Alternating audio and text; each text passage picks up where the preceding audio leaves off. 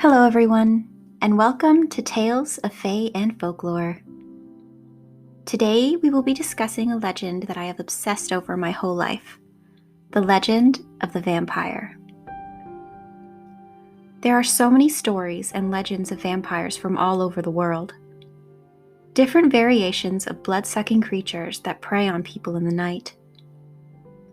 Some are hideous demons that lack any humanity and commit terrible acts of brutality and murder. Some are depicted as cursed humans gifted with immortality and youth, but forced to drink blood to survive and hide from the sun, lest it burn and destroy them. I believe it is the immortality and eternal youth aspect that fascinates us. What it would be to never grow old or get sick, to never fear death. What would you do with forever? How many languages could you learn? How many countries could you visit? How many instruments could you learn to play? You could watch history being made around you. The downside is that everyone you once knew or had a connection with would wither and die right before your eyes. I would imagine it to be a very lonely existence.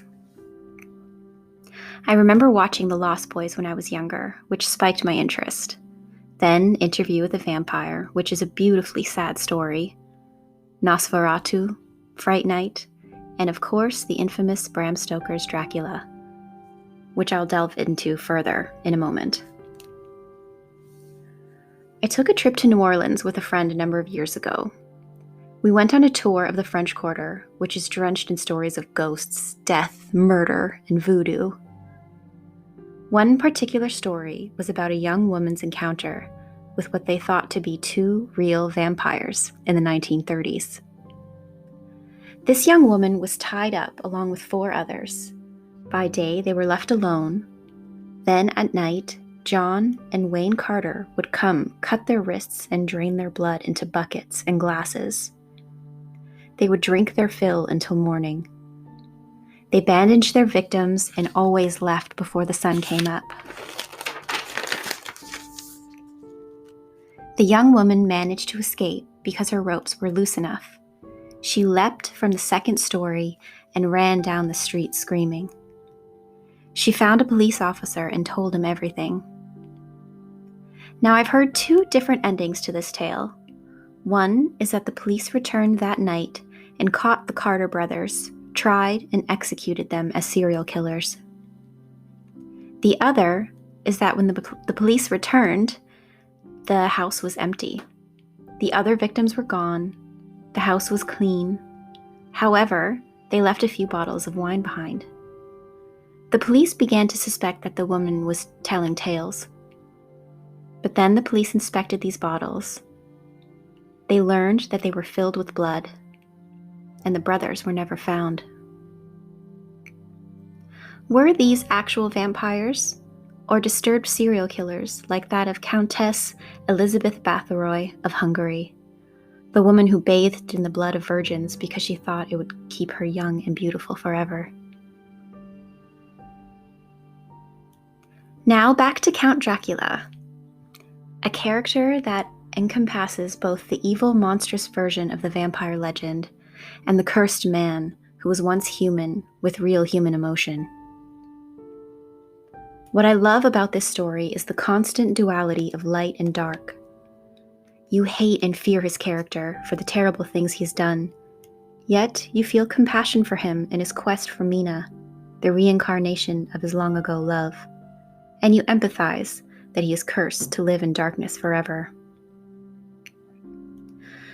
No man knows till he has suffered from the night how sweet and how dear to his heart and eye the morning can be. This quote is from Bram Stoker's Dracula. This shows again his suffering and humanity. This character is not simply a monster. A fun fact is that Bram Stoker based the character Abraham Van Helsing after himself, as Bram is short for Abraham. The Count himself was based on the Wallachian warlord and voivode Vlad Dracula, son of the dragon, later in life known as Vlad Tepes, the Impaler. Vlad's father, of the same first name, took the name Dracul after becoming a member of the Order of the Dragon, which was a Christian order created to defend Europe against the Ottoman Empire. The A at the end of Dracul simply means son of. This is how the name Dracula came to be. In many cultures, a dragon is synonymous with the devil, which I find strange since it was a Christian order. Vlad had a difficult life. In 1442, Vlad's father was captured by the Ottomans.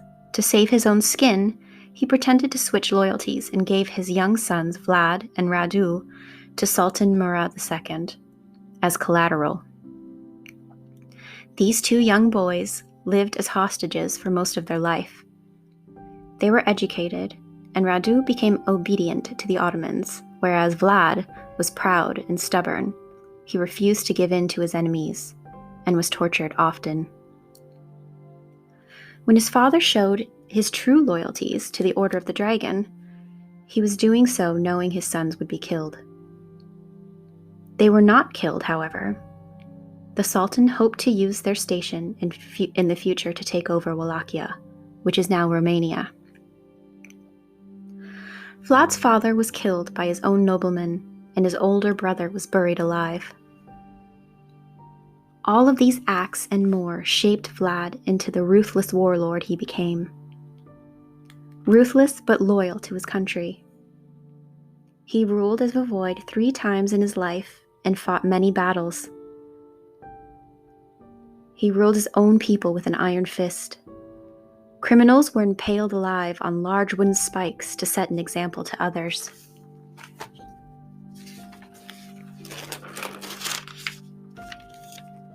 But he restored order. Wallachian nobles who betrayed him were killed brutally. In 1462, Mehmed II came to attack. When they reached Targovishta, they were met with a display of 20,000 impaled and rotting corpses. This was a strong enough message that they fled in fear. It is said that Vlad Tepes killed over 100,000 people during his lifetime. There are depictions of him eating meals surrounded by impaled bodies.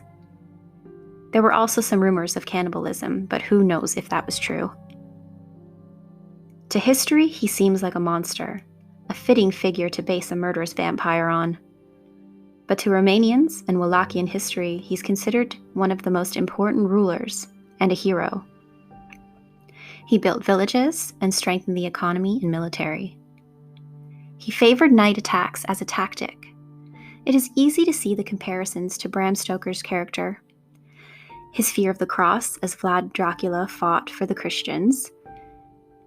He favors the night, possible cannibalism, and lastly, when Vlad was finally killed in battle by a possible spy or his own men by mistake, there are some disputes there, he was pierced in the heart with a wooden spear, and his head was chopped off to bring back as a trophy to the Ottomans.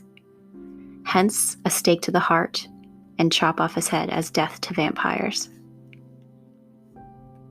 The part of history that really makes these legends interesting is that Vlad Dracula Tepes is buried in the island monastery of Snagov, where there are many bodies buried without a head. Possible assassinations, yes, but strange nonetheless. Stranger still is the grave of Vlad was found to be empty, holding only a few animal bones.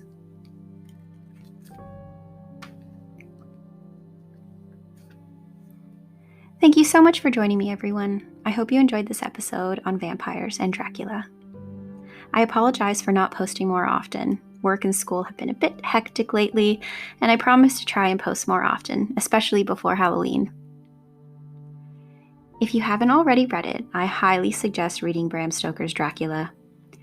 I also recently read The Historian by Elizabeth Kostova, which is a fictional story, but it's all about the historical figure Vlad Tepes and Dracula.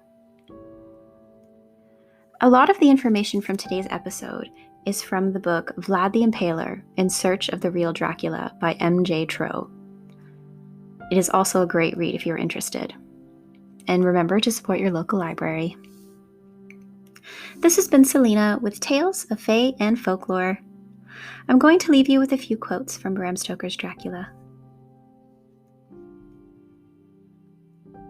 I am all in a sea of wonders. I doubt, I fear, I think strange things which I dare not confess to my own soul. There is a reason why all things are as they are. Remember, my friend, that knowledge is stronger than memory, and we should not trust the weaker. Do you not think that there are things which you cannot understand, and yet which are? There are some people that see things that others cannot, but there are things old and new which must not be contemplated by men's eyes, because they know or think they know some things which other men have told them. Ah, it is the fault of our science that it wants to explain all, and if it explain not, then it says there is nothing to explain. I want you to believe in things that you cannot.